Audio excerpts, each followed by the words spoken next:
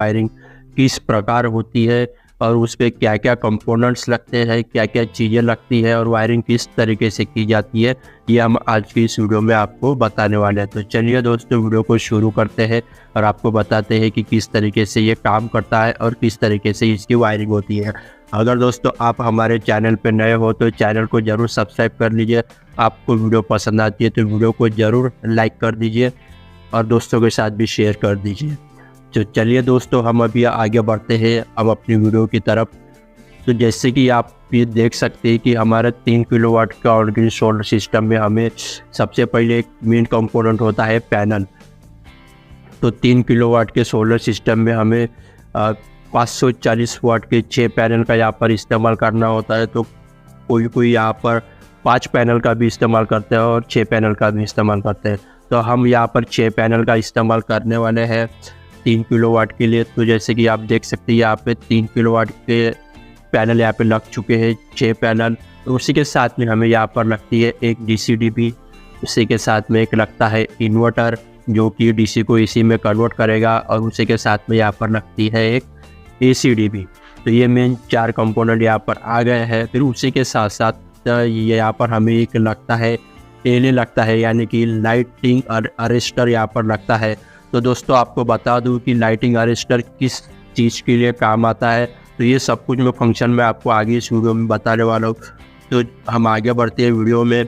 तो जैसे कि आप देख सकते हैं कि हमारे एने हो गया, मेन कंपोनेंट की हम बात करते हैं तो दोबारा हमारा आता है स्ट्रक्चर, उसके सामने में स्ट्रक्चर के बाद में आता है अर्थिंग की तरफ। तो हमें यहाँ पर 3 अर्थिंग का इस्तेमाल करना होता है। तो तीनों अर्थिंग किस चीज़ पे काम आते हैं तो ये भी हम आपको अभी आगे बताएंगे। तो सबसे पहले हम मेन कंपोनेंट की बात करते हैं। तो यहाँ पर हमारा पैनल लग गया, DCDP लग गई, इन्वर्टर लग गया और ACDP लगी, एले आ गया, स्ट्रक्चर आ गया और 3 अर्थिंग पीट आ गए यहाँ पे। तो अर्थिंग पीट के बाद में हमें 2 मेन कंपोनेंट की ज़रूरत होती है, वो है यहाँ पर हमारा जनरेशन मीटर और बाई डायरेक्शनल मीटर, यानी कि net meter. Bidirectional meter को नेट मीटर भी कहा जाता है। तो सबसे पहले हम यहाँ पर बात करते हैं एक मेन कंपोनेंट की। मेन कंपोनेंट यहाँ पर है पैनल। 540 वाट के 6 पैनल लगे हुए हैं। 540 वाट को आप 6 से गुना करते हैं तो यहाँ पर 3240 वाट यहाँ पर बनता है, यानी कि ये 3 किलोवाट के ऊपर ही हो जाता है। तो 3 किलोवाट के ऊपर यानी कि हमें 10% ऊपर वाट रहा तो चलता है। ठीक है, अभी हम आगे बढ़ते हैं। अभी यहाँ पर हमारा 3 किलोवाट के पैनल यहाँ लग चुके हैं, उसी के साथ में हमारे DCDP लगी हुई है बाजू में। तो DCDP क्या करती है कि जो भी हमारा पैनल का आउटपुट होगा वो DCDP के इनपुट पे जाएगा और फिर DCDP के आउटपुट से हमारा इन्वर्टर में आएगा। तो इन्वर्टर क्या करता है दोस्तों, इन्वर्टर DC करंट को AC करंट में कन्वर्ट कर देता है। उससे के बाद में हमारे आते हैं ACDP। फिर ACDP क्या करती है दोस्तों, जो हमारा AC आउटपुट आता है इन्वर्टर से वो ACDP में जाता है, फिर ACDP से हमारा डायरेक्ट मीटर में जाता है। तो फिर हमें इसकी कनेक्शन किस तरीके से होंगे, चलिए अभी देखते हैं इसके कनेक्शन। तो सबसे पहले दोस्तों यहाँ पर आप देख सकते हैं कि हमें पूरे पैनल को सीरीज में कनेक्ट कर देना है, यानी कि पहले पैनल का माइनस और दूसरे पैनल का प्लस, दूसरे पैनल का माइनस और तीसरे पैनल का प्लस, और तीसरे पैनल का माइनस और चौथे पैनल का प्लस, और चौथे पैनल का माइनस और पांचवें पैनल का प्लस, और फिर पांचवें पैनल का माइनस और फिर छठे पैनल का प्लस। और इसी के साथ में उसका आउटपुट निकलेगा माइनस और ये सीधा जाएगा हमारे DCDP के कनेक्टर में। DCDP के कनेक्टर में जाने के बाद में आप देख सकते हैं कि यहाँ से हमारा जो DC फ्यूज है वहाँ से हमारा पैनल में निकला, पहले पैनल में, फिर दूसरे पैनल में, फिर तीसरे पैनल में और फिर चौथे पैनल में। ठीक है, फिर चौथे पैनल से निकल के ये गया पाँचवें पैनल में, फिर पाँचवें पैनल में निकलने के बाद में ये क्या है छठे पैनल में। फिर छठे पैनल का जो वायर है वो लगा हमारे कनेक्टर में, DC कनेक्टर में। फिर हम जो DCDP है, हमारे DCDP से हम आउटपुट लेते हैं।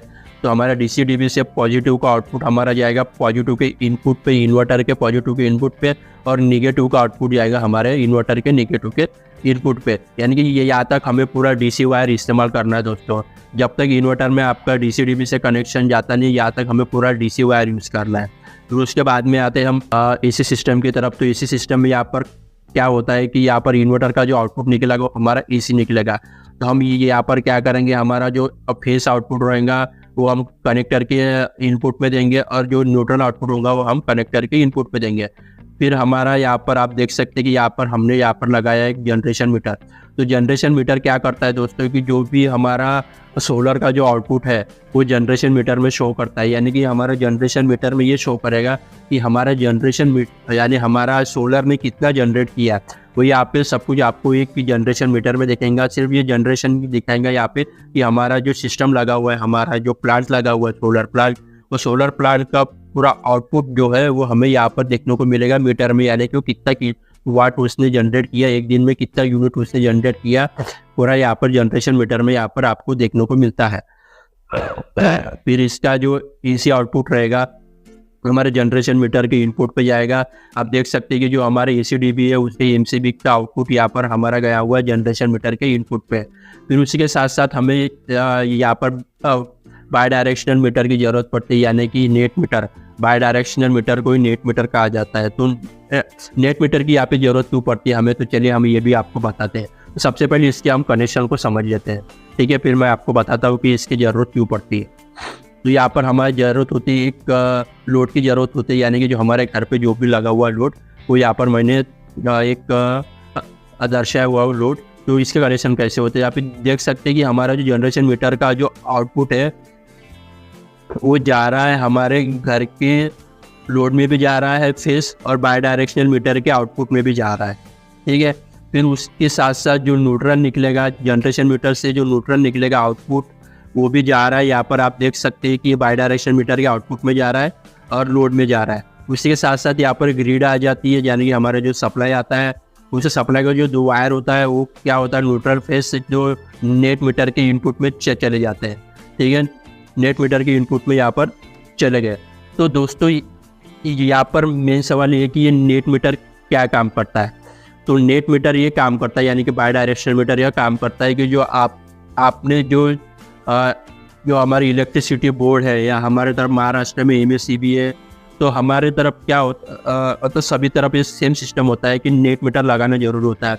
यानी कि इस पर ये पता चलता है कि हमने इलेक्ट्रिसिटी बोर्ड को कितना यूनिट दिए, वो एक्सपोर्ट में यहाँ पे दर्शाता है। इस पे दो फंक्शन होते हैं, एक्सपोर्ट और इंपोर्ट। एक्सपोर्ट में ये दर्शाता है कि हमने इलेक्ट्रिसिटी बोर्ड को कितना यूनिट दिया, और इंपोर्ट में ये दर्शाता है कि हमने इलेक्ट्रिसिटी बोर्ड से कितना यूनिट लिया। ये सब कुछ ये मीटर में दिखाता है बाई डायरेक्शनल मीटर में, इसलिए उसको बाई डायरेक्शनल मीटर कहा जाता है। यानी ये दोनों तरीके से काम करता है, इंपोर्ट का भी काम करता है और एक्सपोर्ट का भी काम करता है। लेकिन जो जनरेशन मीटर है, सिर्फ जनरेशन मीटर यही दिखाता है कि हमारा प्लांट ने कितना जनरेट किया है। तो ये तो सिंगल फेस की बात होगी, तो 3 फेस में भी सेम कनेक्शन इसी तरीके से होते हैं, ठीक है।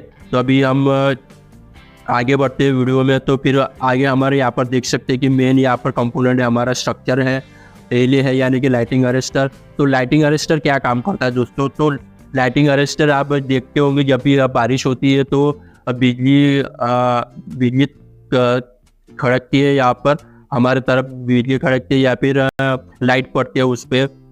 तो क्या होता है जब भी लाइट पड़ती है, आसमानी बिजली पड़ती है, तो वो सीधा इस एले पे पड़ता है, यानी जो कॉपर रॉड लगी हुई होती है उस पर एले पे पड़ता है डायरेक्ट बिजली। तो इससे कनेक्शन भी, वो वायरिंग भी होंगी, सब कुछ मैं आपको आगे इस वीडियो में बताने वाला हूँ। तो यहाँ पर हमें 3 अर्थिंग की ज़रूरत पड़ती है, तो हमने यहाँ पर 3 अर्थिंग की रॉड यहाँ पर दिखा दी है, और इसके कनेक्शन अभी मैं आपको बताता हूँ। तो सबसे पहले आप देख सकते हैं कि हमें यहाँ पर आप स्ट्रक्चर देख सकते हैं, उसी के साथ साथ आप यहाँ पर एले देख सकते हैं, और एले के साथ साथ यहाँ पर आप 3 अर्थिंग यहाँ पर देख सकते हैं। तो अभी इसके कनेक्शन मैं आपको आगे वीडियो में बताऊंगा। तो चलिए दोस्तों मैं अभी आपको आगे बताता हूँ कि आप देख सकते हैं कि एक एले का जो अर्थिंग है, एले का जो वायर है ग्रीन कलर का, एक हमारा जो पहला अर्थिंग है उस पर चला गया। यानी कि आपको जब भी एले का वायर डालना वो सीधा एक सिंगल पाइप पे जाएगा, सिंगल पाइप में जाएगा ये वाला वायर। फिर उसी के साथ साथ दूसरा जो अर्थिंग है वो दूसरा अर्थिंग बनेगा हमारा DC अर्थिंग, यानी जो पहला अर्थिंग बना ये हमारा एले का अर्थिंग बना, और दूसरा अर्थिंग बना DC अर्थिंग। तो अभी आप देख सकते हो दोस्तों कि यहाँ पर हमने एक DC का अर्थिंग जो बनाया हुआ है, ये DC का अर्थिंग हमारा जो पैनल पे लग गया एक अर्थिंग, और पैनल की किस पे कनेक्ट होता है दोस्तों, पैनल कनेक्ट होता है हमारा स्ट्रक्चर पे। तो स्ट्रक्चर को भी वो अर्थिंग मिल गया, यानी कि स्ट्रक्चर को हमें DC अर्थिंग देना होता है, AC अर्थिंग नहीं देना होता है। DC अर्थिंग क्यों देना होता है स्ट्रक्चर को, क्योंकि हमारे स्ट्रक्चर पे पैनल लगे